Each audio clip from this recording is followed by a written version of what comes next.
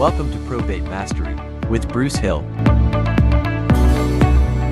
So this is the kind of analogy that I like to use when I'm looking at KPIs. So the goal, you're standing on one side of the Grand Canyon, and your goal is on the other side of the Grand Canyon. Now, we all know that depending on, we all know, okay, that there is a way to get from one side of the Grand Canyon to the other side of the Grand Canyon. And I'm not talking about driving around or flying, okay? There is a way to do it.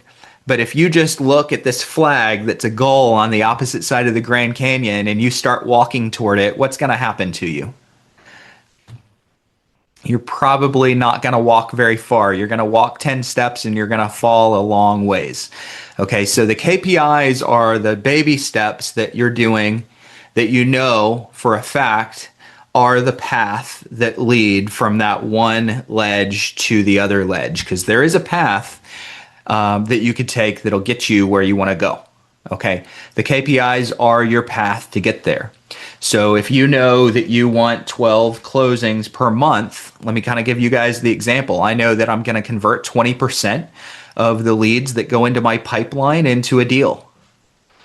So 20%, if we take 12 and divide that by 0.2, and so this is the calculation, if we take 12 and divide it by 0.2, let's do the math right. 12 divided by 0.2. That means that I need 60 leads into my pipeline in the year. So if I convert 20% of my pipeline into a closed deal, I need 60 leads in my pipeline. So what is a pipeline lead?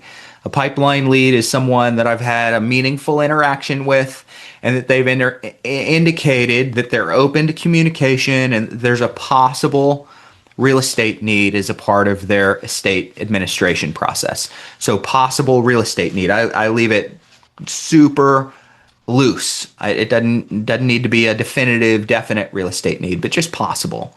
Okay, I get to, normally my path is I offer them a resources package that helps with probate, and then I say, hey, can I share with you what I include in the resources package? Sure. And I'll say it's going to be how-to guides that help with different stages. It's going to be resources and service providers. And then I also include a lot of details on how families can navigate different assets that are part of the estate. So this is my transition that I use, is I describe what's in the package. And then I say, speaking of which, speaking of assets, has your family decided what you're going to do with assets like the real estate when probate finishes?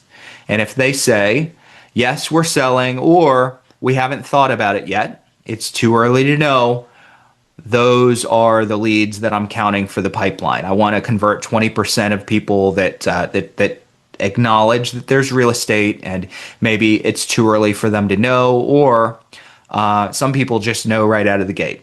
So anyone that passes through that filter becomes a pipeline lead for me.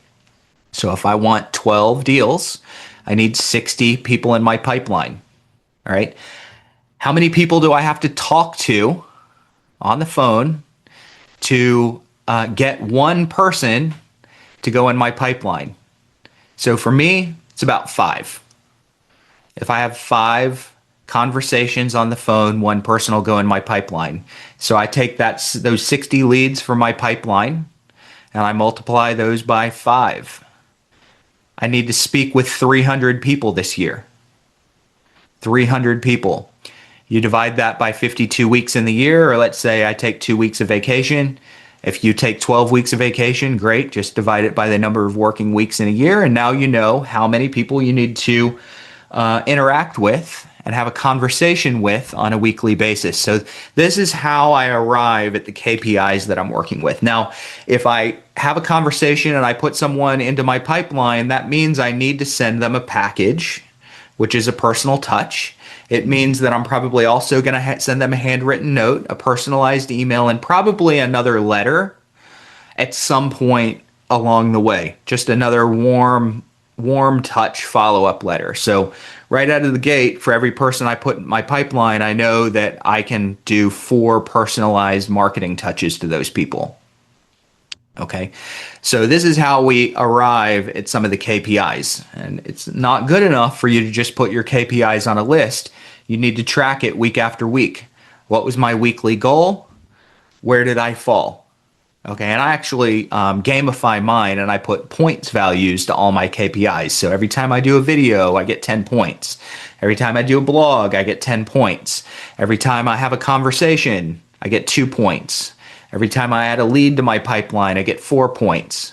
Every time I send a personalized marketing touch, I get 2 points. So my goal is 100 points every single week. And I never want more than about 9 to 11 things, let's call it 10, that I'm tracking week to week.